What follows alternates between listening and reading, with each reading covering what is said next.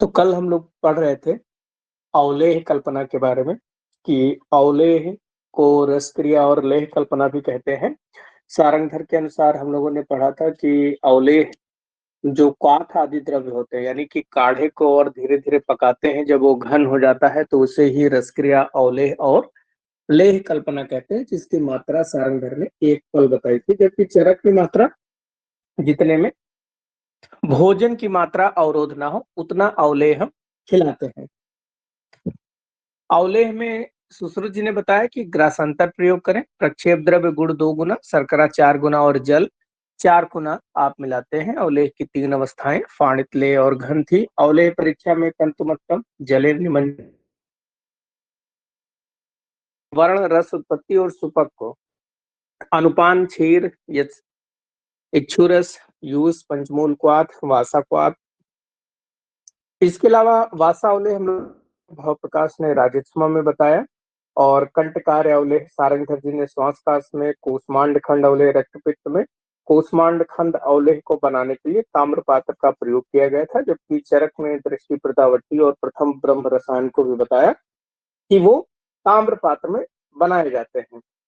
फिर खंड सुवर्ण अवलेह अर्स में, अगस्त हरित की चरक ने कास में मात्रा 2 हरित की बताई, और काश्यप ने वातज हलिमत में अगस्त हरित का प्रयोग बताया। ताराबंधु चक्रपाणी ने परिणाम सूल में बताया। कुतज अवलेह सारंगधर ने अर्स में बताया, जिसका अनुपान बकरी का दूध, तक्र, दही, जल। कुटज अष्टक अवलेह अतिसार में बताया।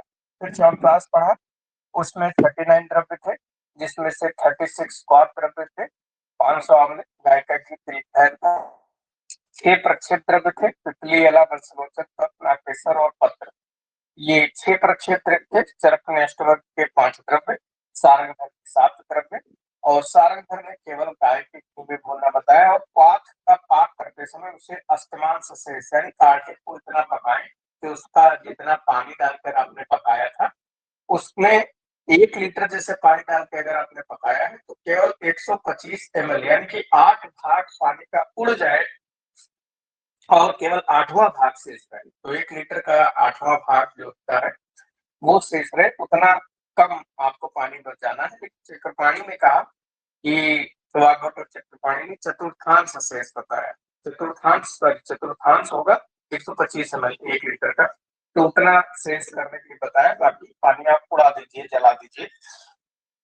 फिर अष्टवर्ग के प्राथमिक द्रव्यों के बारे में पढ़ा था। अष्टवर्ग के 8 द्रव्य जीवक, रेशवक, मैदा, महामैदा, काकोली, काकोली, रिद्धि और वृद्धि थे। जीवक रेशवक का प्रयोग जो है प्रथमिक द्रव्य अगर उसका मिल रहा है तो विदाई का प्रयोग करें। मैदा, महामैदा के स्थान पर शतावरी, काकोली और काकोली के स्थान पर अश्वगंधा, रिद्धि और वृद्धि के स्थान पर बराही का प्रयोग करते हैं। फिर संधान कल्पना में हम लोगों ने पढ़ा था कि आंसू का सर्वप्रथम वर्णन चरक संहिता, आंसू निर्माण सर्वप्रथम जो है अरिष्ट निर्माण सर्वप्रथम सुश्रुत संहिता में बताया कि जबकि अरिष्ट जो मृत्यु सूचक लक्षण होते हैं उनका वर्णन सर्वप्रथम चरक संहिता ने पूरे के पूरे इंद्रिय स्थान में किया। इंद्रिय स्थान के 12 अध्याय थे और 12 के 12 अध्याय में अरिष्ट लक्षणों का ही वर्णन किया गया।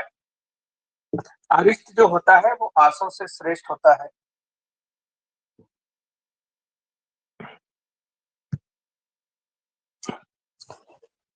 अरिष्ट जो होता है वो संस्कार के कारण आंसू से अधिक गुणकारी होता है। आंसू और अरिष्ट सर्वप्रथम इनके बारे में अंतर बताया सारंगधर संहिता ने। आंसू वो होते हैं जिन्हें अग्नि के बिना संयोग के बनाया जाता है, और अरिष्ट वो होते हैं जो अग्नि के संयोग यानी अग्नि पर पहले पकाते हैं फिर उन्हें फर्मेंटेशन करते हैं, तब जाके अरिष्ट तैयार होता है। आंसू बिना अग्नि के संयोग के और अरिष्ट अग्नि के संयोग से तैयार किए जाते हैं। चरक ने योग और संस्कार के कारण से आंसुओं की संख्या अपरिसंख्य बताई, और पथ्यतम 84 आंसुओं का वर्णन किया। पथ्यतम 84 आंसुओं में फलासो 26, सारासो 20, मूलासो 11, पुष्पासो 10, धान्यासो 6, कांडासो 4, त्वकासो 4, पत्रासो 2, शर्करासो 1, टोटल 84 पथ्यतम आंसुओं का वर्णन किया।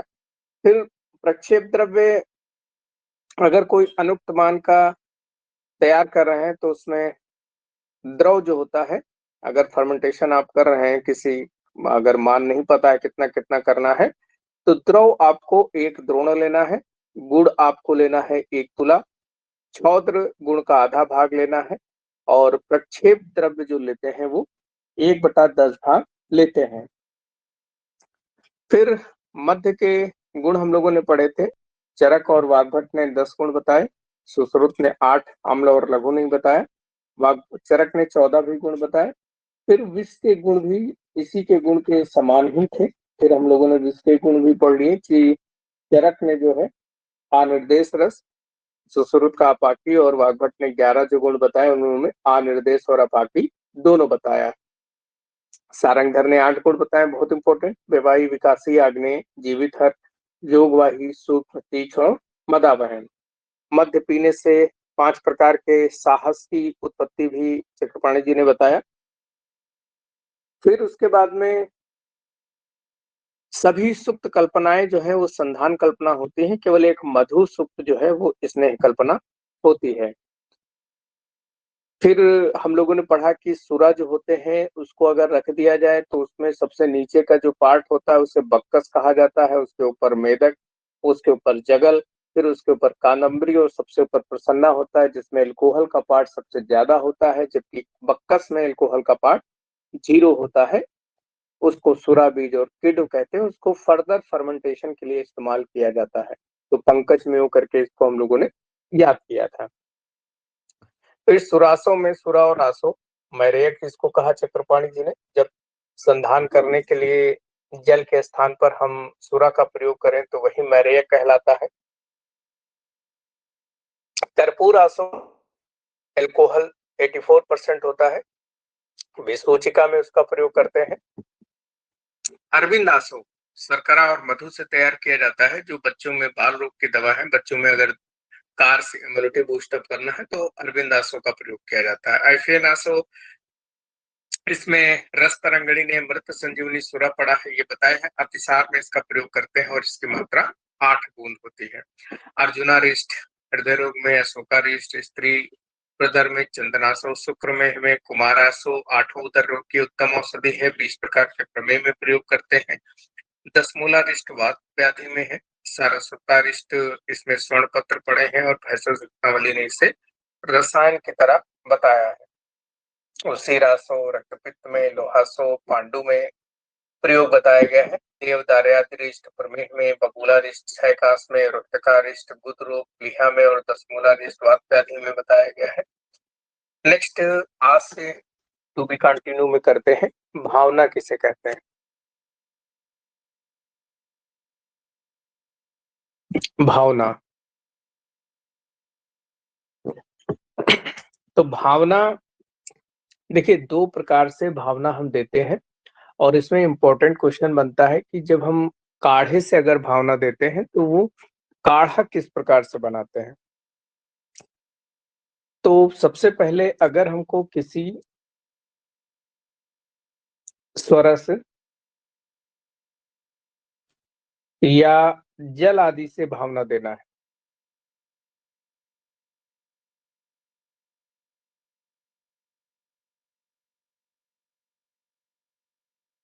तो करते क्या है कि जितने में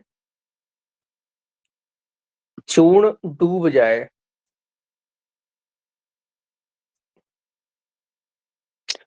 जितने में चूर्ण डूब जाए, हाँ अतिसार ही है,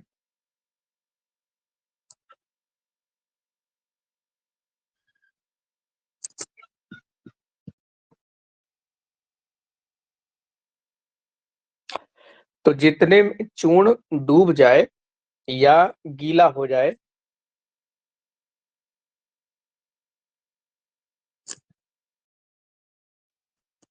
गीला हो जाए को बोलते हैं पंकवत।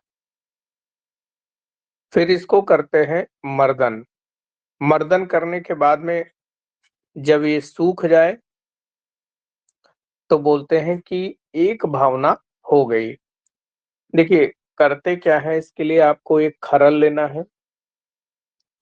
ये खरल लेने के बाद में आपको इसमें एक मर्दन करने के लिए खलर इस तरीके से डंडा होता है और फिर आपको इसमें क्या करना है, चूर्ण भरना है।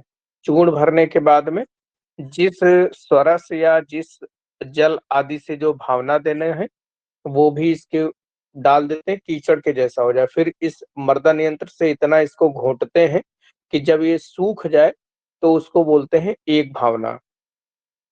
लेकिन अगर भावना क्वाथ की देनी हो, तो इम्पोर्टेंट पॉइंट यही है कि यदि भावना क्वाथ से देनी हो, तब क्या करना है? तो प्रधान चूर्ण के बराबर प्रधान चूर्ण के बराबर भावना द्रव्य लेना है। भावना द्रव्य चूर्ण लेकर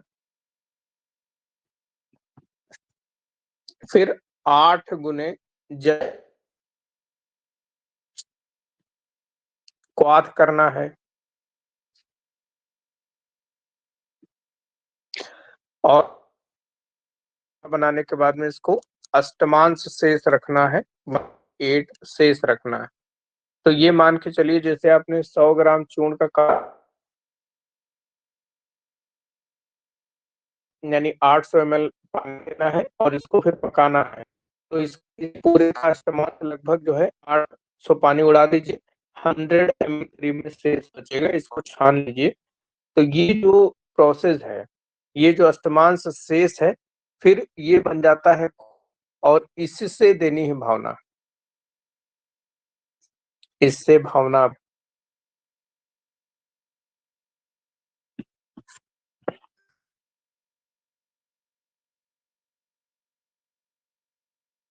इससे क्या होगा, मैंने प्रैक्टिस में देखी है आयुर्वेद की और क्या है, बहुत चूर्ण की डोज जैसे 6 ग्राम की योग बनाने हैं। योग बनाने जैसे कई बार क्या होता है कि हम उसी में और उसी मिला और उसी में मकरध्वज बहुत सारी औषधियां जब मिलाते हैं तो एक डोज तैयार होती है, बहुत ज्यादा हो जाती है। तो पेशेंट को खान तो ये भावना अगर देखें इसको किसी भी ड्रग जो रॉ मटेरियल है, चूर्ण है, जो काम कम रहा है या फिर आप उसको ज्यादा डोज में प्रयोग नहीं करना चाहते हैं, तो आपकी 1 ग्राम आपको 6 ग्राम अश्वगंधा जैसे 5 ग्राम की डोज या 3 ग्राम की डोज देनी है। तो बाकी इसी 3 ग्राम बना के अगर उसको भावना दे दो, उसको घोंट दो, तो वो में ही अपनी पोटेंशियल, और ये बहुत अच्छा आयुर्वेद से अगर आप प्रैक्टिस कर रहे हैं तो बहुत अच्छा एक इसको आप लेके प्रैक्टिस कर सकते हैं। तो भावना के ऊपर है मुख्य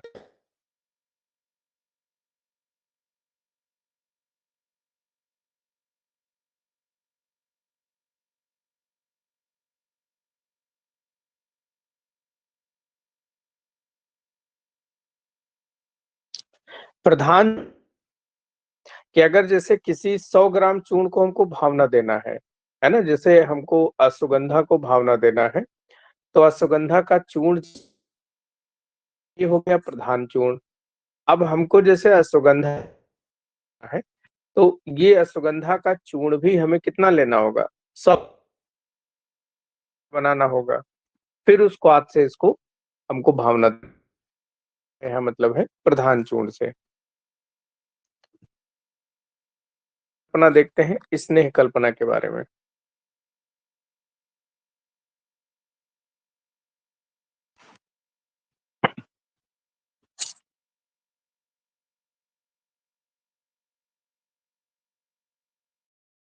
स्नेह कल्पना क्या होती है?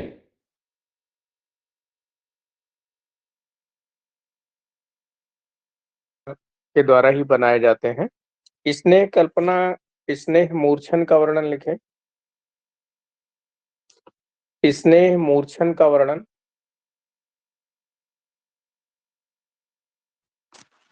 भैषज रत्नावली में प्रकरण में।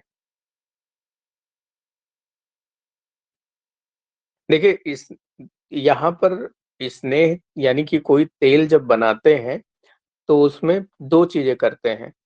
जैसे स्नेह मूर्छन शब्द का या सिद्ध स्नेह जो होता है, पहले कोई भी तेल जैसे ले लिया, इस तेल को कई सारी औषधियाँ इसमें मिलाते हैं और फिर उसके बाद में हम इसको पकाते हैं।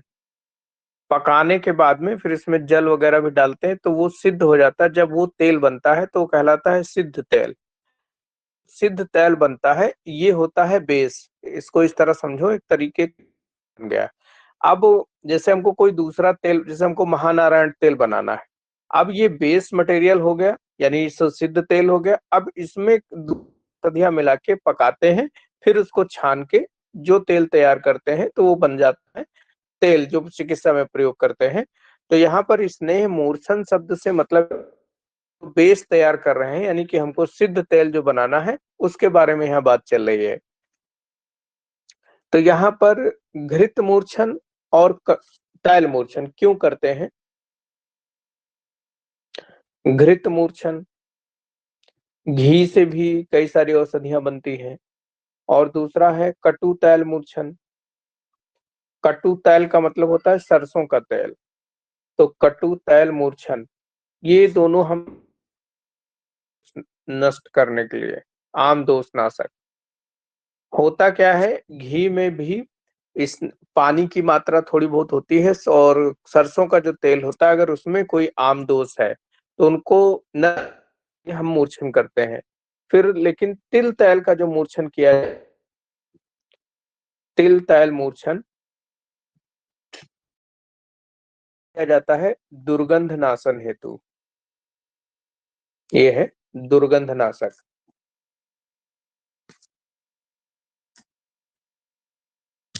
सारंगधर के अनुसार देखें अगर, सारंगधर के अनुसार स्नेह कल्पना जो बनाते हैं 1:4:16 में, 1:4:16 में बनाते हैं। यहाँ एक भाग क्या है? एक भाग है औषधि, 4 भाग क्या है? मूर्छित स्नेह है ना। यहाँ पर क्या शब्द लिखा है? मूर्छित स्नेह, यानी ये पहले ही तेल सिद्ध किया जा चुका है। और यहाँ पर 16 भाग क्या है? द्रव है। अब ये द्रव जो है, ये आप जल भी ले सकते हैं, फिर स्वरस ले सकते हैं और ले सकते हैं, तो ये कुछ भी हो सकता है। अष्टांग संग्रह के अनुसार देखें और सारंगधर के अनुसार, स्नेह कल्पना केवल जल से ही नहीं की जाती है, अन्य औषधियों के द्वारा भी की जाती है, अन्य द्रव के द्वारा। तो अगर आपको जल से स्नेह 1:4:16 में आप, और अगर आपको क्वाथ करना है तो 1:6:24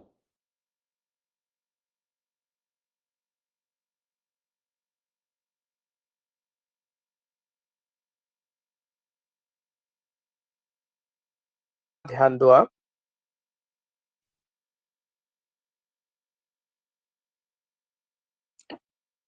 तो पुष्प कल्क से अगर करना है, सिद्ध करना है, तो 1:8:32 लेते हैं।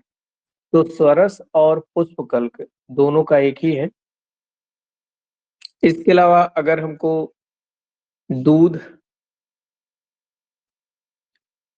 दधी, मांस रस और मट्ठे से, यानी कि तक्र से सिद्ध करना है, तब 1:8:32 में ही लेंगे।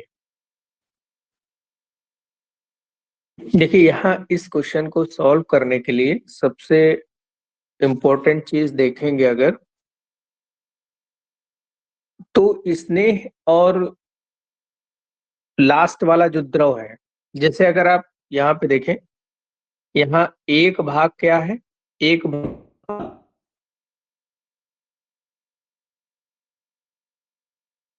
औषधि, यहाँ पर एक भाग होगी औषधि।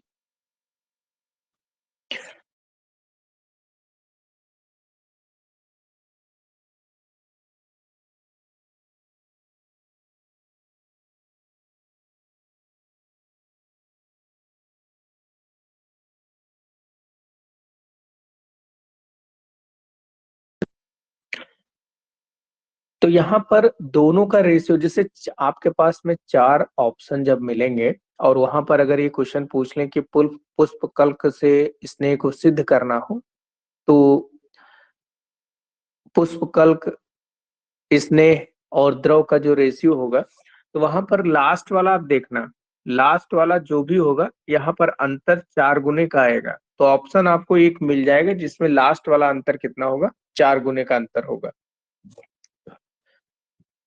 नेक्स्ट पॉइंट लिखें।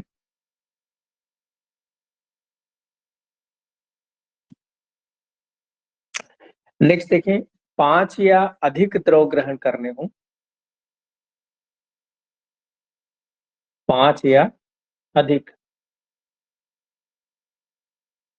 द्रव यानी कि लिक्विड लेना हो,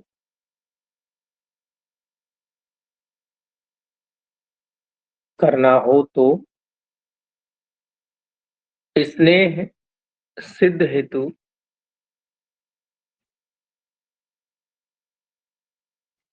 प्रत्येक द्रव स्नेह के बराबर लेना चाहिए। प्रत्येक द्रव स्नेह के बराबर लेना चाहिए। देखो, इस पॉइंट को याद करने की जरूरत नहीं है, यहाँ पर देखो सिंपल क्या है, ध्यान से पढ़ो। 5 या 5 से अधिक द्रव, द्रव का मतलब क्या है, कोई लिक्विड चीज लेना है जिससे ग्रहण करना, तो स्नेह सिद्ध हेतु प्रत्येक द्रव स्नेह के बराबर लेना चाहिए। अभी पीछे मैंने जो रेशियो आपको पढ़ाया है, 1:4:16, ठीक है। यहाँ पर बीच वाला ये क्या है, ये है स्नेह है, और 4 भाग क्या है, यहाँ पर द्रव है। अब यहाँ पर अगर आप देखोगे तो ये कितना अंतर आया, 4 गुने का अंतर आया। ठीक है, इतना समझ में आया, 4 गुने का अंतर आया। अब देखिए, अगर ये द्रव जो है, ये कोई 4 या 5 लेना हो, 4 या 5 लेने का मतलब जैसे यहाँ पर जल भी लेना हो, दूध भी लेना हो, क्षीर भी लेना हो और स्वरस भी लेना हो, जैसे ये 4 चीजें लेनी है। अब आप ध्यान से देखिए, अगर हम सभी चीजों को 4-4 गुना लेंगे तो ये टोटल कितने गुना, 16 गुना हो जाएगा ना। तो इतने में हम सिद्ध नहीं करना है, हमें हमें कितने में सिद्ध करना है, हमें तो 4 गुने में सिद्ध करना ना। तो प्रत्येक चीज जो है, इसने जैसे यहाँ हमने 5 लीटर स्नेह लिया, 5 लीटर इसने लिया, तो हम 5 लीटर जल ले लें, 5 लीटर दूध ले लें, 5 लीटर छील ले लें, 5 लीटर सोरस ले लें। तो सारी चीजें 5-5 लीटर लोगे ना, तब भी तो 20 लीटर हो जाएगा, यानी कि 4 गुना ही तो आ रहा है। तो इसमें कुछ अलग नहीं बताया गया है, इसमें वही बताया गया है कि 5 या 5 से ज्यादा अगर आपको कोई द्रव पार्ट लेना है स्नेह सिद्ध करने के लिए, तो 4 गुना नहीं लेंगे आप प्रत्येक को स्नेह के बराबर ले लेंगे, तो ऑलरेडी वो 4 गुना हो जाएगा। तो इस पॉइंट का कहने का मतलब ये है। फिर उसके बाद में देखें, लेकिन अगर कम लेना है, 5 या कम लेना है, 5 से कम,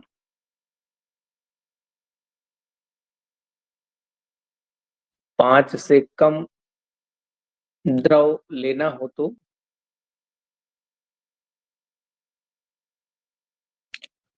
कुल द्रव स्नेह का, कुल द्रव स्नेह का 4 गुना लेंगे,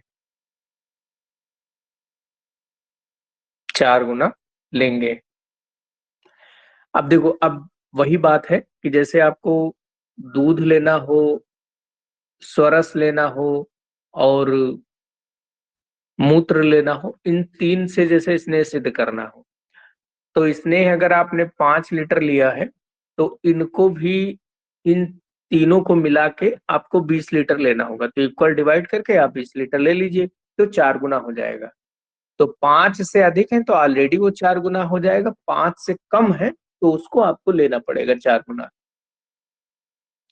नेक्स्ट पॉइंट, अगर स्नेह सिद्ध करने के लिए, स्नेह सिद्ध करने हेतु क्वाथ लेना हो, क्वाथ लेना हो तो क्वाथ 1:4 में बनाए, 1:4 में। अभी हम भावना भी दे रहे थे तो लगभग ऐसे ही। अब 1:4 में क्वाथ बनाना है, मतलब 1 भाग औषधि और 4 गुना द्रव लेके पहले इसका काढ़ा बनाओ, फिर इसे स्नेह सिद्ध करना है। नेक्स्ट पॉइंट देखें। नेक्स्ट पॉइंट बहुत इंपॉर्टेंट पॉइंट है।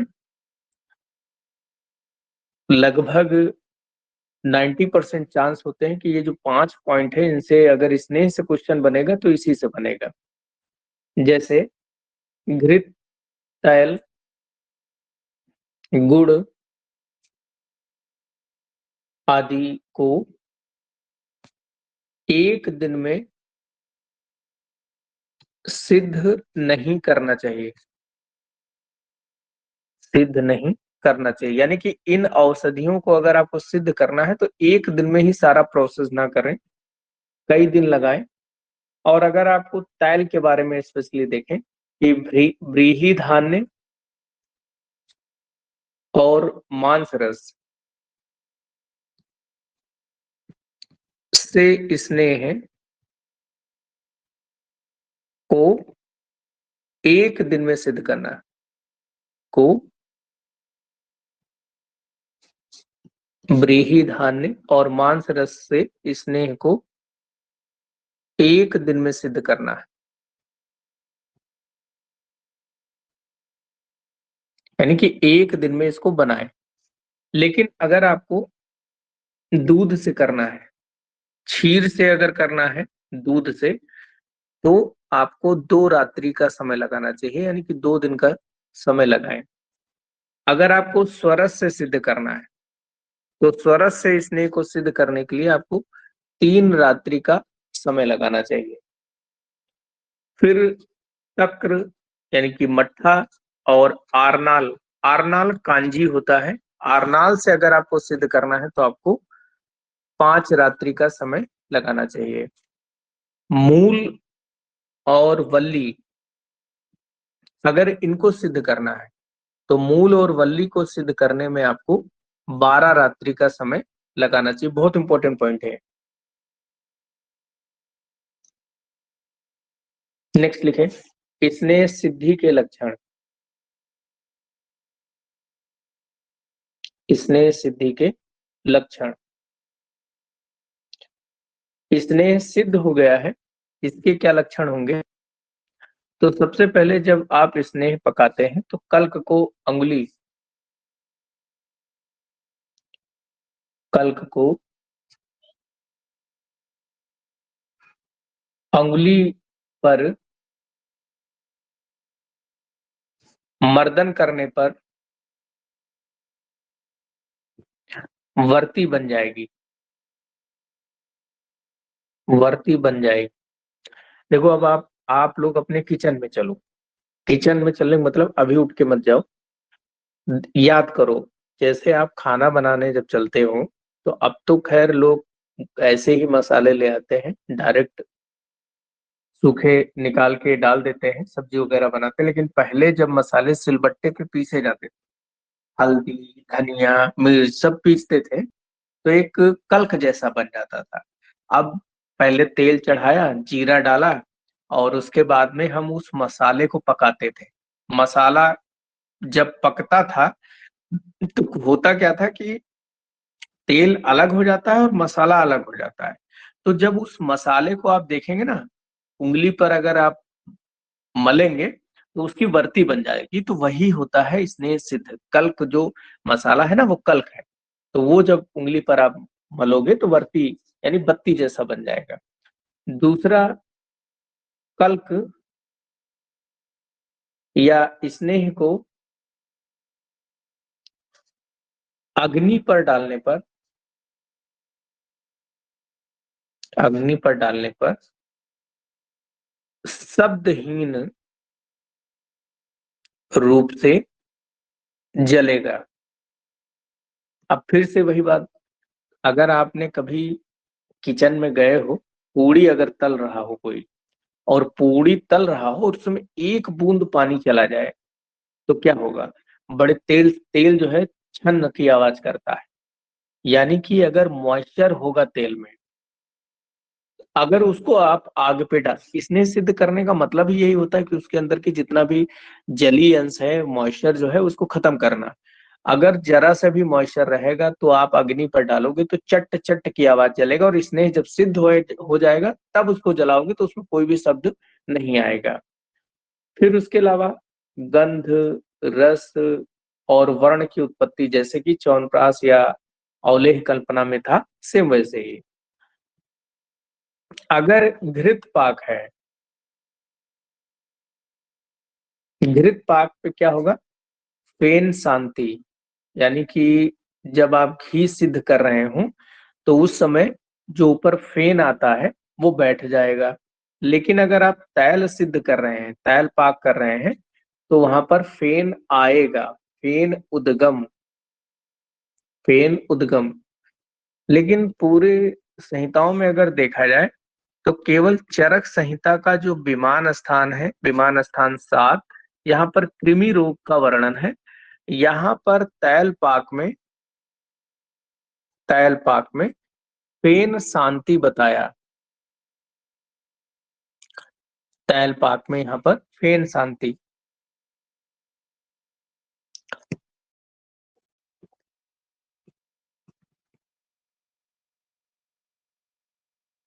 ठीक है, तो केवल चरक संहिता में एक स्थान पर बताया गया, बाकी कहीं नहीं बताया गया। अब स्नेह पाक के बारे में देखें।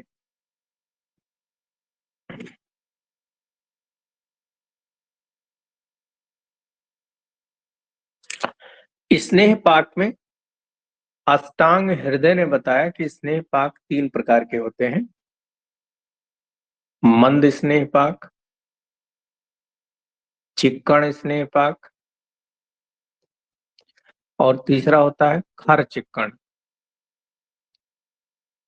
खर चिक्कण, अब फिर से आप अपने किचन में ही चलिए, और नहीं अगर आज तक किचन में गए हैं तो आज जाइएगा तो देखिएगा, ये सब बातें तभी समझ में आएगी ना, प्रैक्टिकली आप चीजों को देखेंगे तो तुरंत याद हो जाएंगी। मंद स्नेह पाक के बारे में बताया गया है कि ये किट्ट कल्क के समान, किट्ट कल्क के समान। अब देखिए, मसाला जब आप उसमें पानी वगैरह मिला के गीला करके जब डालते हैं तेल में, तो जब थोड़ा सा पकता है तो किट्ट, मतलब जैसे जो कल्क है, कल्क का जो रस है वो किट्ट कहलाएगा। किट्ट मतलब मल। तो वो जो मसाले का स्ट्रैक उस तेल में जैसे आ गया तो ये मान लेंगे कि मंद पाक हो गया, और इसका प्रयोग नस्य के लिए करते हैं वाग्भट के अनुसार। और चिक्कण वाला जब मसाला पकते पकते थोड़ा सा और अगर आप उसको पका ले तो एकदम मदनोपम, मदनोपम का मतलब होता है मोम के जैसा, जब वो हो जाए तो वो चिक्कण पाक है। और इसका प्रयोग करते हैं पान और बस्ती में। तीसरा खर, अब मसाला पकाते पकाते उसको जला डालो एकदम, तो उसका प्रयोग करते हैं अभ्यंग में। जैसे कभी अगर मलाई जो घर में आप इकट्ठा करते हैं, उसका घी बनाते समय अगर आप ध्यान दें तो घी जब बनते बनते एकदम लाल लाल हो जाए, उसका जो मलाई का पार्ट होता है एकदम रेड हो जाए, फिर उसके बाद में एकदम काला पड़ जाता है, तब तक आप उसको पकाते हैं, तो वही खर चिक्कण है। उसका प्रयोग अभ्यंग यानी मसाज करने में करेंगे। और ये दिखता कैसे है, तो पहले ये लिख लें, किंचित शीत कृष्ण, किंचित शीत कृष्ण, एकदम काला ठंडा जैसे दिखता है ऐसे, चा वर्तते। और इसका प्रयोग करते हैं अभ्यंग यानी मसाज के लिए करते हैं। लेकिन सबसे ज्यादा इंपॉर्टेंट है स्नेह पाक आचार्य चरक, सुश्रुत और सारंगधर के अनुसार। तो एक तरफ लिखें पाक, एक टेबल हम लोग बना लेंगे, एक टेबल में एक कॉलम में लिखेंगे चरक, एक ही में कंपैरिजन हो जाएगा, दूसरे में सुश्रुत और तीसरे में सारंगधर।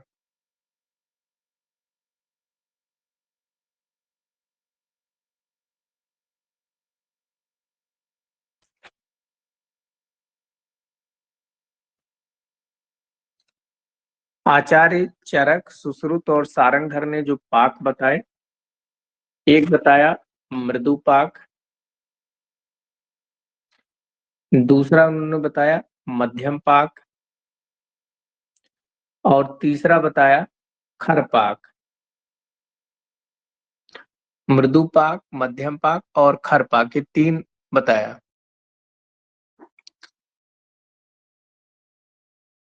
अब इसमें जो मृदु पाक है, इसमें बताया आचार्य चरक ने, शब्दों को समझिएगा, तुल्य, कल्क, निर्यास। देखिए, सेम वही चीज, मसाला जब आप पकाते हैं तो मसाले का जो रस होता है, जब वो तेल में आ जाए तो उसे ही बोलते हैं मृदु पाक, यानी कल्क का निर्यास निकल के तेल में आ गया। जबकि आचार्य सुश्रुत ने क्या बताया, जब स्नेह, औषध, विवेक मात्र, इसका मतलब क्या हुआ, स्नेह, औषध, विवेक मात्र का मतलब होता है, जब विवेक का मतलब होता है अलग होना। जब आप मसाला पकाते हैं तो आप ध्यान से देखिएगा, जब मसाला पकने लगता है तो तेल को छोड़ने लगता है, तेल अलग मसाला अलग, तो वही होता है कि इसने औषधि से, कल्क से, विवेक मतलब अलग हो रहा है। सारंगधर जी ने इसमें बताया, ईसत, ईसत सारस कल्क अस्तु, यानी कि जो औषधि का कल्क बना है, उसका रस जो है आपके स्नेह में जब आने लगता है तो उसे ही बोलते हैं ईसत सरस कल्कस्तु। मध्यम पाक में क्या लक्षण आएंगे, तो आचार्य चरक ने मध्यम पाक में बताया, संयाव इव निर्यास दर्वी विमुच्यते, दर्वी विमुच्चये। देखिए, बेस्ट जो पाक होता है वो मध्यम पाक होता है। संयाव का मतलब होता है हलवा, हलवा आपने देखा होगा, रवे का हलवा जैसे गाढ़ा होने लगता है। दरवी का मतलब होता है बत्ती या वर्ती। तो जब उस जो मसाला आप पका रहे हो पकते पकते तेल अलग हो जाए, मसाला अलग हो जाए और मसाले की पत्ती भी बनने लगे, हलवे के जैसा दिखने लगे, तो मध्यम पाक समझ जाइए। आचार्य सुश्रुत जी ने इसमें बताया, मधुच्छिष्ट, मधुच्छिष्ट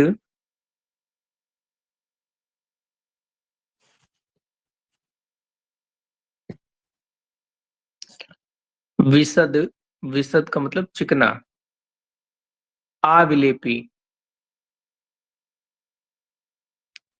मतलब क्या है, मधुच्छिष्ट का मतलब होता है मोम के जैसे। तो जब मोम के जैसे एकदम चिकना दिखने लगे तो मध्यम पाक उसको आप समझिए।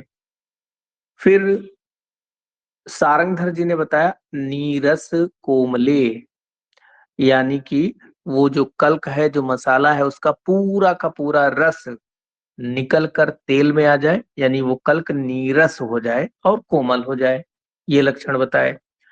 खर पाक के लक्षण में देखें तो खर पाक में आचार्य चरक ने बताया, सीर्ण माणे तू निर्यासा, यानी कि जो कल्क है वो एकदम सीढ़ यानी काला पड़ जाए तो खरपाक है। जबकि सुश्रुत ने तो शब्द ही इस्तेमाल कर लिया, कृष्ण, यानी एकदम काला हो जाए, कृष्ण औसन्न, कृष्ण औसन्य, ईसद विसद, ईसद विसद चिक्कण, यानी कि इतना चिकना हो जाए कि काला पड़ के एकदम जो चिकना हो जाता है, तो वैसे ही बन जाएगा खरपाक। सारंगधर जी ने केवल कहा कठिन हो जाएगा, जो ईसत कठिन, यानी कि हल्का सा, कल्क जो है एकदम कठोर काला पड़ जाएगा, तो ये बताया इसके लक्षण में। तो ये मृदु, मध्यम और खर पाक। दूसरा इंपॉर्टेंट पाक क्या, इनका प्रयोग कहाँ करेंगे, तो इनका प्रयोग भी बहुत इंपॉर्टेंट है। मृदु, मध्यम और खर। तो तीनों पाक का जो प्रयोग बताया, आचार्य चरक ने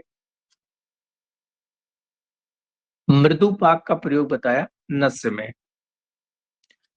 नाक में डालने के लिए। मध्यम पाक का प्रयोग बताया पान और बस्ती के लिए। और खर का प्रयोग बताया अभ्यंग यानी कि मसाज करने के लिए।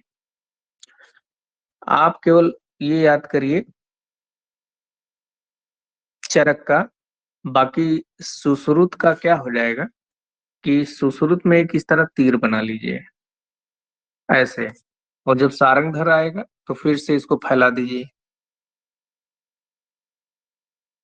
तो ये तीर का मतलब ये हुआ कि चरक का नस्य और चरक का अभ्यंग, इन दोनों का प्रयोग सुश्रुत ने मध्यम पाक में बताया। जबकि पान मृदु पाक का प्रयोग बताया पान और भोजन में। और खर पाक का प्रयोग बताया बस्ती और कर्ण पूरण में।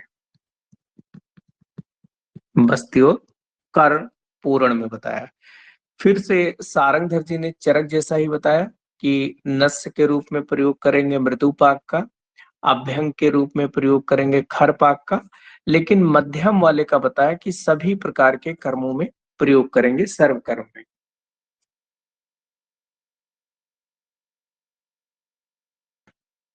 आचार्य हारित ने 4 प्रकार के पाक बताए, चिक्कण,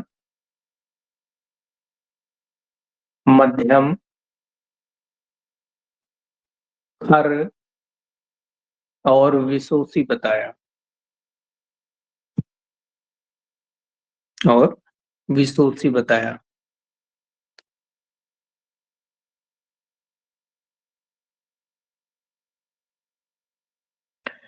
नेक्स्ट, बहुत सारे तेल भी हैं, उनके बारे में भी लिख लें। एग्जाम्पल्स: महानारायण तेल,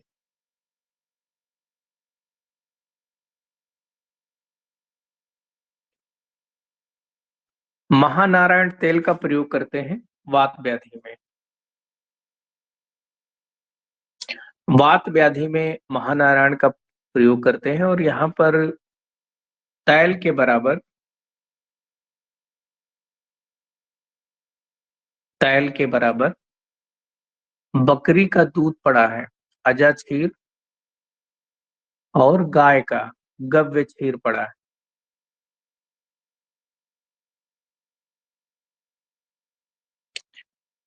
तो तैल और क्षीर का यहाँ पर जो रेशियो है 1:1 है।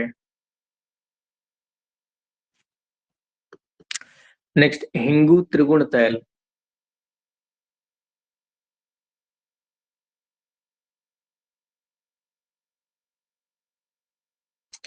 हिंगू त्रिगुण तैल।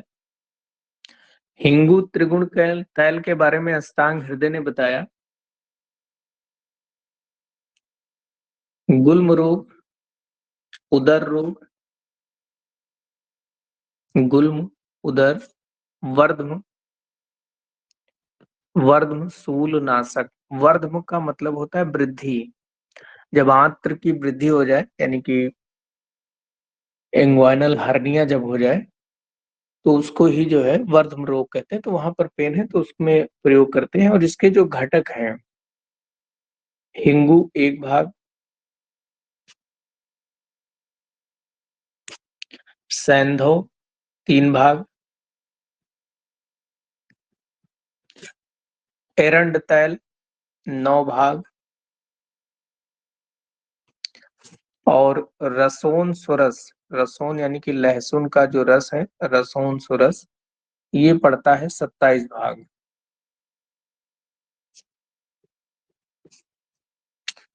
नेक्स्ट देखें, षड बिंदु तैल।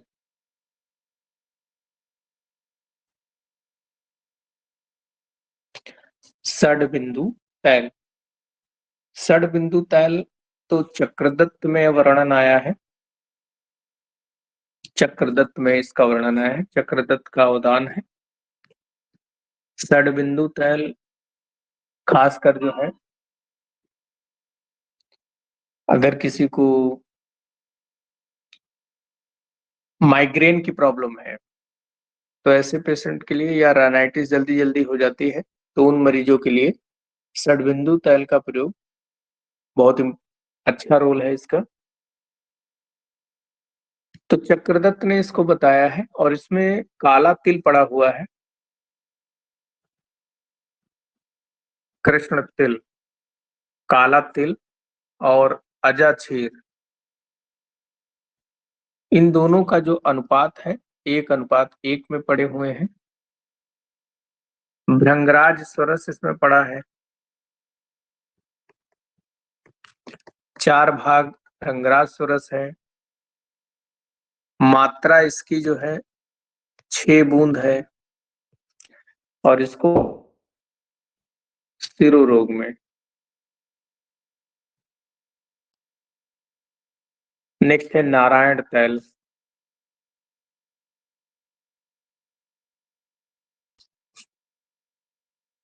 नारायण तैल में कल्क, तैल और जल का जो अनुपात है 1:2:18 में थोड़ा सा अलग है। और में तैल 4 गुना गाय गो चीर पड़ा है।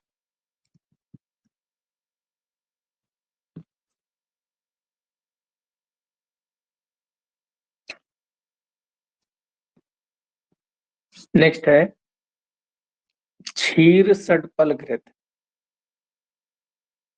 क्षीर षडपल घृत, या इसको बोलते हैं पिप्पल्यादि घृत भी कहा जाता है। पिप्पल्यादि घृत सारंगधर जी ने बताया है कि इसमें प्लीहा रोग नाशक है, प्लीहा रोग और विषम ज्वर में प्रयोग करते हैं। पंचकोल पड़ा है इसमें, पंचकोल, सैंधव, और यहाँ पर भी दूध जो पड़ा है 4 गुना, चतुर्गुण क्षीर।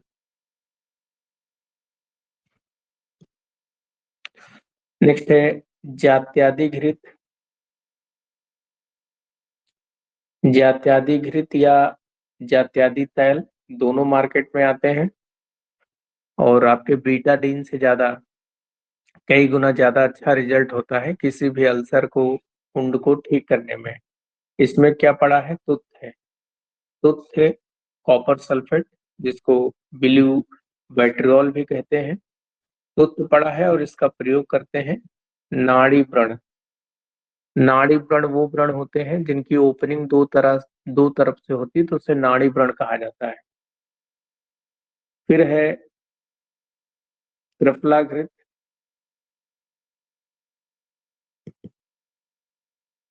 त्रिफलाघृत नेत्र रोगों के लिए है, रोगाधिकार, नेत्र रोग में इसका प्रयोग करते हैं।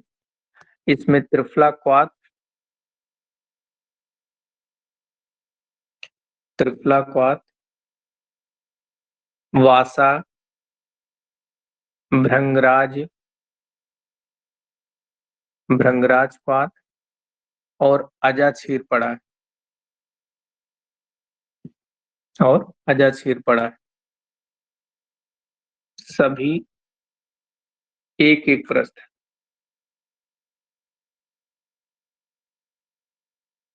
सभी एक एक प्रश्न पढ़े।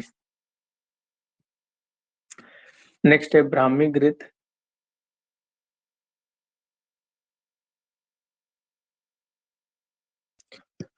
ब्राह्मी घृत आचार्य चरक ने अपस्मार में बताया, अपस्मार में, और यहाँ पर शंख पुष्पी की भावना,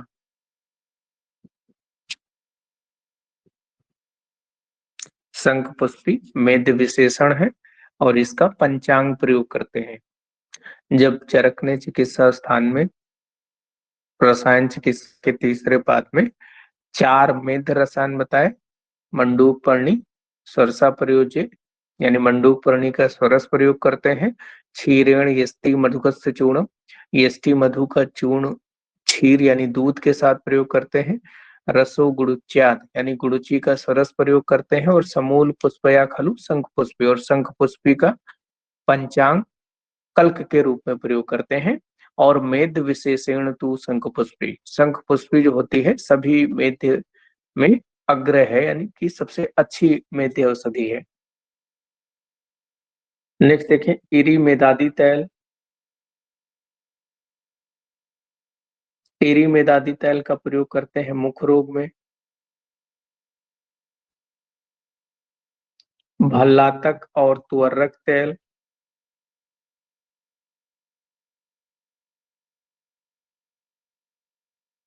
भल्लातक और तुअर्रक तेल आचार्य सुश्रुत ने इसे कुष्ठ में बताया, और ये दो तेल ऐसे तेल हैं जिनका अनुपान शीतल जल होता है। बाकी सभी प्रकार का जब प्रयोग करते हैं तो उष्ण जल अनुपान के देते हैं, लेकिन केवल भल्लातक और तुअर्रक दो तेल ऐसे हैं जो उष्ण जल अनुपान के रूप में नहीं लेते हैं, शीतल जल लेते हैं। नेक्स्ट है बाकुची तैल। बाकुची तैल सुश्रुत ने बताया सूत्र में बाकुची में सोरेलिन पाया जाता है, और इसका जब तैल बना के और उसके बाद में धूप में बैठाते हैं रोगी को, तो धूप की अल्ट्रावायलेट रेज के साथ में इसका रिएक्शन होता है, उस स्थान पे फफोले पड़ सकते हैं, और उसके बाद में जो स्किन आती है वो नॉर्मल स्किन आती है। नेक्स्ट है दीपिका तैल। दीपिका तैल, ग्वादी तैल, ये कर्णशूल में प्रयोग करते हैं। नेक्स्ट है बिलवादी तैल। बेल से बना हुआ बिलवाद, कर्ण बाधिर, कर्ण यहाँ प्रयोग करते हैं, और इसमें का मूत्र पड़ा है, गोमूत्र और बकरी का दूध पड़ा है, अजय पड़ा है।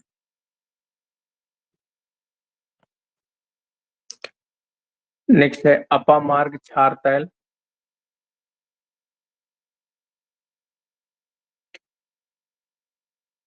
अपामार्ग क्षार तैल, अपामार्ग क्षार तैल कर्ण रोग में प्रयोग करते हैं, और इसमें मधु सुक्त पड़ा है, मधु सुक्त पड़ा है। मधु सुक्त एक ऐसी, केवल यही एक कल्पना ऐसी है जो सुक्त कल्पना ना होकर स्नेह कल्पना है। नेक्स्ट है ग्रह धूम तैल।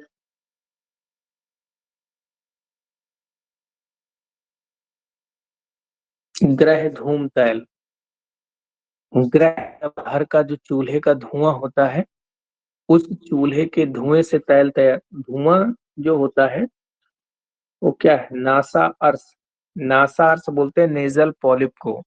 तो पहले घर में चूल्हे में जो आग जलाई जाती थी, तो चूल्हे में जो राख रह जाती है वो एक प्रकार का क्षार है, अमोनियम क्लोराइड बन जाता है, क्षार बनता है, और वो काटता है। तो नासार्स यानी नेजल पॉलिप में जब इसको लगाएंगे तो धीरे धीरे कट जाएगा। नेक्स्ट है करवीर आदि तैल। करवीर तैल, करवीर तैल का प्रयोग करते हैं लोम सातनाथ, लोम मतलब रोए गिराने के लिए, जैसे वीट वगैरह का प्रयोग करते हैं, वैसे करवीर तेल आयुर्वेद में बताया गया है। दूसरा एक लोम सारनार्थ द्रव्य हरताल भी है, हरताल भी लोम सातनार्थ।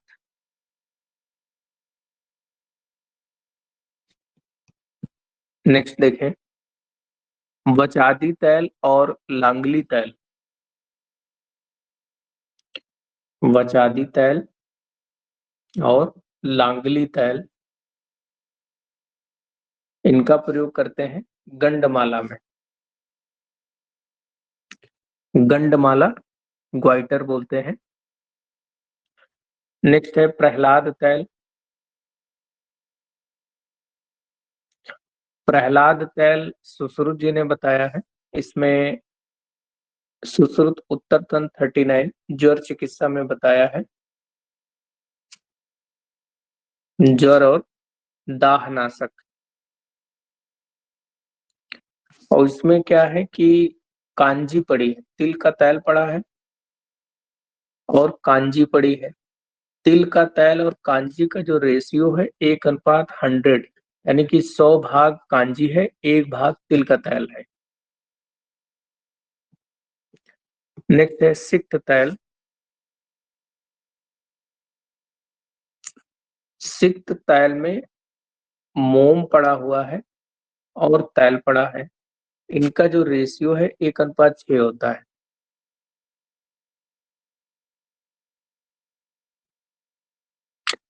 नेक्स्ट देखें, सारंगधर जी ने भी कुछ तेल बताए हैं, जैसे वारुणी तैल,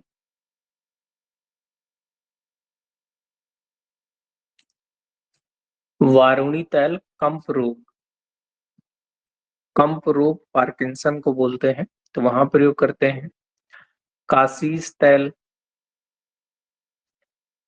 काशीस आदि तैल जो है ये अर्श में प्रयोग करते हैं, इसमें लांगली पड़ा है। काशीस भी, काशीस जो होता है वो आयरन का सल्फेट होता है। ग्रीन पेट्रोल बोलते हैं काशीस को। फिर है अर्क तैल। अर्क तैल का प्रयोग करते हैं कुष्ठ में। मरीच्यादि तैल,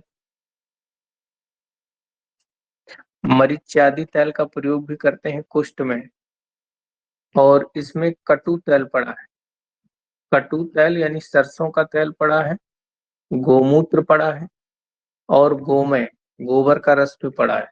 वैसे जो तेल आयुर्वेद में ज्यादातर बनाए जाते हैं उनका बेस जो होता है वो तिल तेल होता है, लेकिन मरीचादी तेल यहाँ कौन सा तेल है? कटु तेल यानी सरसों का तेल, क्योंकि सरसों का तेल एक सल्फर कंटेनिंग कंपाउंड होता है जो कि एंटी फंगल एक्टिविटी होती है।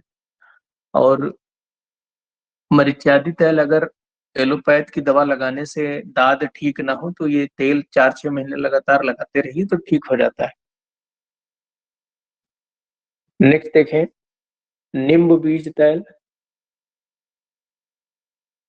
नीम के बीज का तेल जब प्रयोग करते हैं और ईएसटी मधु तेल,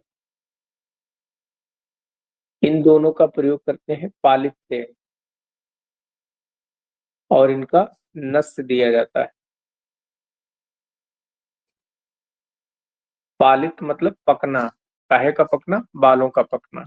खालित्य का मतलब होता है गिरना, बालों का गिरना खालित्य, बालों का पकना पालित्य। पालित्य में ही हम भृंगराज तेल का भी प्रयोग करते हैं।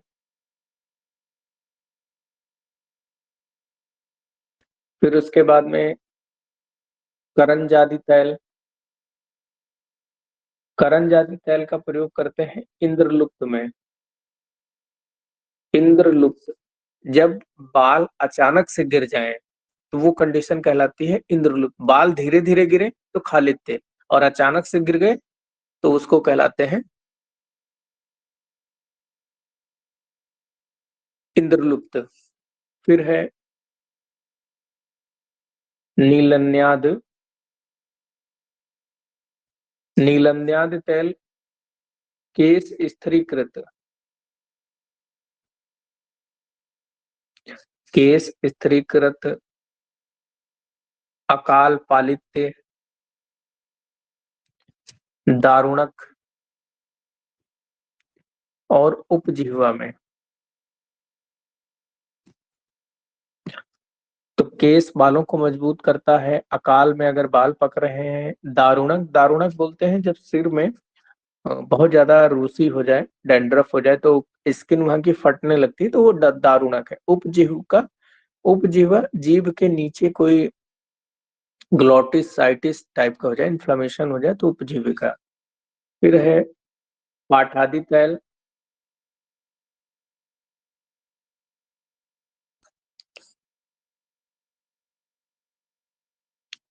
पाठादि तैल और व्याघ्री तैल।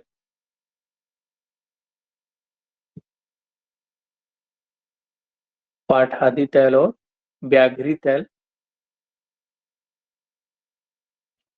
इनका प्रयोग करते हैं पीनस में। नेक्स्ट है धतूर तैल, वात रोग में इसका प्रयोग करते हैं। और यहाँ पर भी सरसों का तेल पड़ा है। कटु तैल, एक आढ़क प्रयोग करते हैं। गाय का मूत्र 4 आढ़क, यानी कि कटु तैल और गाय के मूत्र का रेशियो 1:4 है। और इसको लोहे, लौह या मिट्टी के बर्तन में बनाते हैं।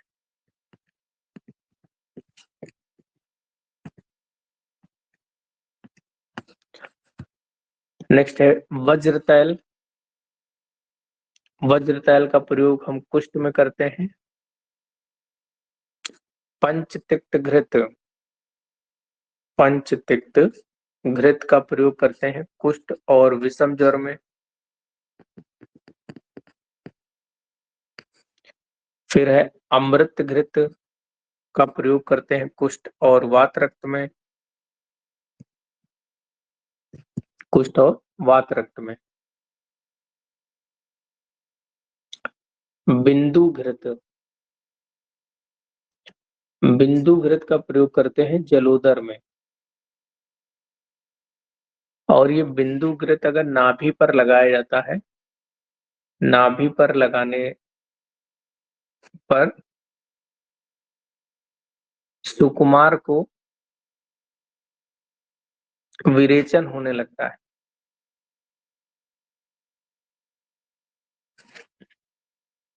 सुकुमार को विरेचन होने लगता है। फिर है कामदेव घृत, ये रक्तपित्त है, रक्तपित्त में और ब्रस्य है। मसूर आदि घृत अतिसार में प्रयोग करते हैं।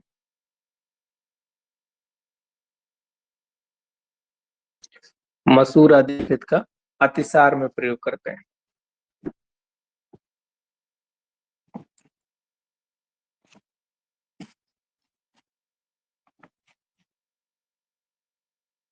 इसके अलावा जब हम लोग संहिताएं पढ़ेंगे तो वहां पर भी कुछ स्नेह वगैरह आते रहते हैं, जैसे पिंड तैल वातरक्त में प्रयोग करते हैं, लिख लें। पिंड तैल वातरक्त में, वातरक्त में प्रयोग करते हैं और इसका बाह्य प्रयोग करते हैं।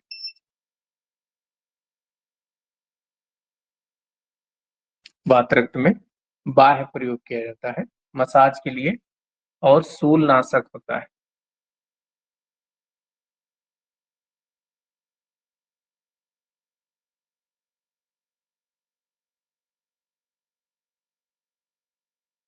नेक्स्ट लिखें चुक्र तैल। चुक्र तैल जो होता है ये गुद भ्रंश नाशक है।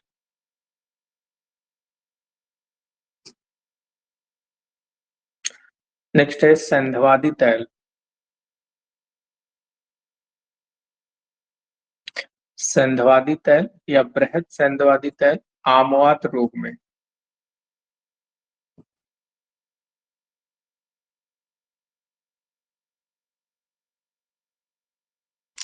तो ये कुछ इंपॉर्टेंट तैल हैं, कभी कभी रेफरेंस में पूछ लिए जाते हैं कहाँ प्रयोग करते हैं। नेक्स्ट बात करते हैं, जो टेस्ट हो चुका है उसका डिस्कशन कर लेते हैं। तो चरक सूत्र स्थान 1 में 25 क्वेश्चन का एक टेस्ट है कि सबसे पहला क्वेश्चन देखें, निम्नलिखित में से भेषज चतुष्क के अंतर्गत कौन सा अध्याय नहीं आता है। तो भेषज चतुष्क का मतलब है कि शुरुआत के जो 4 अध्याय हैं जिसमें औषधियों के बारे में है, तो पहला चैप्टर दीर्घम जीवती, दूसरा चैप्टर अपामाद तंत्री, तीसरा आरग्वदी, चौथा महाकसाय से संबंधित षड विरेचन शताश्री अध्याय। तो ये 4 अध्याय आते हैं। तो इसमें ऑप्शन अगर देखें तो मात्रा सिद्धि अध्याय चैप्टर नंबर 5 ये स्वस्थ चतुष्क के अंतर्गत आता है। नेक्स्ट देखें, क्वेश्चन नंबर 2 देखें, धी धैर्य आत्म आदि विज्ञानम, रिक्त स्थान की पूर्ति करें। तो ये धी धैर्य मनोदोष औषधम परम, ये वाग्भट जी का श्लोक है, जिससे हम लोग चरक संहिता में पढ़ते हैं मानसिक रोगों की चिकित्सा सूत्र स्थान 1 में धी धैर्य, वैसे ही वाग्भट में भी पढ़ते हैं। फिर सूत्र स्थान 1 में वर्णित प्रथम संभाषा परिषद, तो सूत्र स्थान 1 में जो संभाषा हुई वो आयुर्वेद के अवतरण में वात के गुण हेतु संभाषा परिषद सूत्र स्थान 12 में वर्णित की गई, वहां पर वात के गुणों की चर्चा की गई। पंचकर्म हेतु कोई संभाषा परिषद नहीं, शरीर के अवयव हेतु शारीरिक स्थान में मिलेगी। और आयुर्वेद अवतरण ऑप्शन डी सही होगा सूत्र स्थान 1 में। फिर सुश्रुत द्वारा वर्णित प्रथम अध्याय क्या है? तो सुश्रुत द्वारा वर्णित आयुष कामनी अध्याय, ये वाग्भट द्वारा लिखित है पहला चैप्टर। वेदोत्पत्ति ऑप्शन बी ठीक होगा, सुश्रुत द्वारा है। दीर्घम जीवती चरक द्वारा पहला चैप्टर लिखा है। स्वस्थ व्रत कोई चैप्टर नहीं है, सुश्रुत ने वर्णन किया है स्वस्थ व्रत अध्याय का उत्तर तंत्र में, लास्ट में है, चैप्टर नंबर 65 या 4 है। सुमेलित करना है तो त्रिसूत्र, इसको दूसरा वाला स्कंद त्रय कर लेना भाई, है ना, स्कंद त्रय कर लेना, त्रिस्कंद की जगह स्कंद त्रय। त्रिसूत्र क्या है? हेतु लिंग औषध है। स्कंद त्रय क्या है? हेतु द्रव्य दोष है। त्रिऐषणाएं प्राण ऐषणा, वित्त ऐषणा और पारलोक ऐषणा। और त्रिदंड सत्व आत्मा और शरीर जो होता है, शरीर आत्मा और मन। तो ये है ऑप्शन, आप लोग ढूंढ लीजिएगा कौन सा सही। नेक्स्ट, चरकानुसार षड कारण का सही कर्म क्या है? तो हम लोगों ने षड कारण में पढ़ा था स्राव, गुद से, तो स्रा से सामान्य पहले नंबर पे, विशेष दूसरे नंबर पे आएगा। तो सामान्य पहले नंबर पे, विशेष दूसरे नंबर पे और गुण तीसरे नंबर पे आएगा। और उसके बाद में दा से द्रव्य, द्रव्य आएगा चौथे नंबर पे। फिर है से यानी कि समवाय, तो श्राव गुद कर्म से, कर्म आएगा 5वें नंबर पे और समवाय आएगा 6ठे नंबर पे। तो ये क्रम देखिए, तो पहले सामान्य, दूसरा, तो ऑप्शन बी और सी में देखें नंबर 2 पहले लिखा है, तो यही दोनों ऑप्शन सही होंगे, बाकी ए और डी गलत है। ऐसे क्वेश्चन को देखने के लिए सबसे पहले अगर आपको नहीं आ रहा है तो देख लीजिए। फिर 2 के बाद में लिखा है 5, 5 नंबर में क्या है? विशेष, विशेष दूसरे नंबर पे आता है, तो दोनों ऑप्शन टाइट चल रहे हैं। फिर नंबर अगला देखिए, तीसरे नंबर पे आता है बुध, तो दोनों में सही, दोनों में लिखा हुआ है। फिर उसके बाद नंबर 1 भी है, मतलब लास्ट में जाके आपको फाइनल डिसीजन लेना है। तो नंबर 6 पे समवाय लिखा और नंबर 6 ऑप्शन 3 में मिलेगा, तो ऑप्शन 3 सही है। नेक्स्ट उसके आगे देखें, तत्र श्लोक का शब्द केवल चरक संहिता में मिलता है, ऑप्शन डी सही है। पुरुषम पुरुषम वीक्षम, तो चरक के सूत्र स्थान 1 दीर्घम जीवती अध्याय में पुरुषम, प्रत्येक पुरुष की अलग अलग परीक्षा करते हैं, जबकि चरक सूत्र स्थान 13 स्नेहन अध्याय में पुरुषम पुरुषम प्रति, यानी स्नेहन का प्रयोग प्रत्येक पुरुष के अलग अलग करते हैं। फिर है अगला देखें, मिलान करने, तो गाय का जो मूत्र है वो कृमि कुष्ठ नुत है, जबकि कृमि कुष्ठ नाम जो होता है वो हाथी बड़ा है, इसलिए वो शब्द भी बड़ा है, ऐसा बताया था मैंने। फिर घोड़ा दौड़ता है, उसे चोट लग जाती है तो घाव हो जाता है, तो कुष्ठ और व्रण में उसके मूत्र का प्रयोग करेंगे। जबकि गधा क्या है? खुद ही गधा है, तो मानसिक रोगों में। तो इस तरह उन्माद अपस्मार में इसका प्रयोग करते हैं, देख लेना ऑप्शन। फिर मूलनी द्रव्यों की संख्या 16 होती है और फलनी द्रव्यों की संख्या 19 होती है, तो यहाँ ऑप्शन बी सही होगा। मूलनी द्रव्यों में शिरोविरेचन द्रव्य, श्वेता और ज्योतिषमती, तो ऑप्शन ए और ऑप्शन बी दोनों ठीक है, ए और बी। फलनी द्रव्यों की संख्या 19 है, ऑप्शन डी सही है। फिर कौन सा फलनी द्रव्य शिरोविरेचन का काम करता है, तो शिरोविरेचन का काम करता है प्रत्यक पुष्पा। प्रत्यक पुष्पा मतलब अपामार्ग। और ऑप्शन सी देखें, प्रत्यक श्रेणी लिखा है, ये दंती का पर्याय होता है जमालघोटा का, तो ऑप्शन बी यहाँ पर सही होगा। फिर पुष्पेल, फिर रिक्त स्थान की पूर्ति करना, फलयपी, तो जहां पर पुष्प आते हैं और फल आते हैं उसे कहते हैं वानस्पत्य। बड़ा शब्द है, वनस्पति में केवल फल आते हैं, पुष्प नहीं आते हैं, तो ऑप्शन बी यहाँ पर सही होगा। जिसको, अच्छा ऑप्शन बी भी सही होगा, और सुश्रुत ने इसे वृक्ष कहा है, तो ऑप्शन सी भी सही होगा। तो ऑप्शन डी यहाँ पर करेक्ट होगा, बी और सी, क्योंकि भाई यहाँ ये तो नहीं पूछा गया है कि चरक के अनुसार है या सुश्रुत के अनुसार, तो इसका मतलब यहाँ पर वानस्पत्य और वृक्ष दोनों सही ऑप्शन होंगे। नेक्स्ट देखें, औद्भिद द्रव्यों की संख्या 18 होती है, ऑप्शन बी ठीक होगा। फिर प्रभाव भेद से द्रव्य की संख्या, प्रभाव भेद से, और एक होता है प्रयोग भेद से। प्रभाव भेद से 3 भेद होते हैं, किंचित धातु प्रदूषण, किंचित स्वस्थ व्रत बनाए रखने वाले, कुछ दोष को ठीक प्रकोपित करते हैं, तो 3 प्रकार के सूत्र स्थान एक में, प्रयोग में 2 प्रकार के होते हैं। फिर चरक सूत्र स्थान एक में वर्णित वात के गुणों में से कौन सा नहीं है, तो रूक्षो शीतो लघु सूक्ष्म चल विशद घर, ये सूत्र स्थान 1 में है, जबकि दारुणक गुण जो है सूत्र स्थान 12 में बताया गया है। फिर है दृष्टा पश्चात ही क्रिया, तो जो देखने वाला होता है वही होती है आत्मा, क्रिया करने वाला होता है मन, क्रियाशील, तो यहाँ ऑप्शन दृष्टा पश्चात ही क्रिया आत्मा सही होगा। मांस खाने से मांस की वृद्धि, ये कर्म सामान्य है, गुण सामान्य में शुक्र से दूध और घी से शुक्र की वृद्धि गुण सामान्य है, और सॉरी कर्म सामान्य है, ये है द्रव्य सामान्य। ऑप्शन सी सही होगा, मांस खाने से मांस की वृद्धि द्रव्य सामान्य है। कर्म सामान्य क्या होता है, पैदल चलने से वात की वृद्धि होना। फिर चेतन द्रव्य, तो चेतन द्रव्य सा इंद्री, यानी कि जहां पर इंद्री हो, तो ऑप्शन सी देखें, जहां पर इंद्री होती है वो चेतन द्रव्य कहलाते हैं। फिर न्याय दर्शन के अनुसार सामान्य के भेद, 2 सामान्य के भेद होते हैं, पर सामान्य और अपर सामान्य। आयु का पर्याय नहीं है, तो चेतना अनुवर्ती आयु का पर्याय होता है, नित्यक भी है, अनुबंध भी है, अनुबंध नहीं है, अनुबंध होता है, अनुबंध नहीं है। फिर त्रिसूत्र का ज्ञान स्वस्थ व्यक्ति के लिए आवश्यक है, सही बात है, रोगी के लिए आवश्यक है, सही बात है, यानी कि दोनों के लिए आवश्यक है, ऑप्शन सी सही होगा। फिर आरोग्य के मूल धर्म अर्थ काम और मोक्ष, ये आरोग्य के मूल है, तो ऑप्शन डी सही होगा। फिर विसर्प अर्थ विद्रदी शोध हेतु प्रयोग करते हैं कृष्णगंधा का, क्योंकि पूतीक और तिलवक का प्रयोग हम लोग विरेचन के लिए करते हैं, तो कृष्णगंधा का प्रयोग हम लोग विसर्प अर्श और विद्रदी शोध, और कृष्णगंधा के हम लोग त्वक यानी कि झाल का प्रयोग करते हैं। चलो आज इतना ही, बाकी नेक्स्ट टर्न पे